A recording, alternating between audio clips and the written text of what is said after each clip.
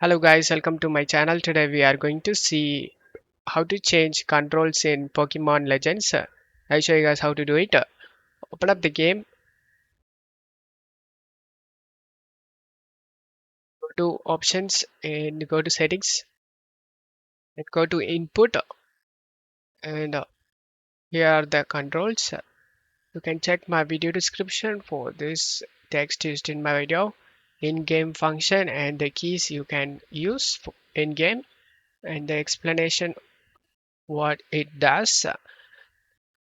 I can tell you guys use WASD to move your character. Use IJKL to move the camera. Press Z to interact with NPCs or confirm menu choices. Press X key to dialog or go back in menu. Q key is used to aim button and O key is how you throw Pokeballs or use moves. The arrow keys let you switch items and Pokemon during battle. F key let you sprint and height resets your camera. This setup makes the game comfortable to play on keyboard. So if you want to customize any of these keys, you can do it right over here guys.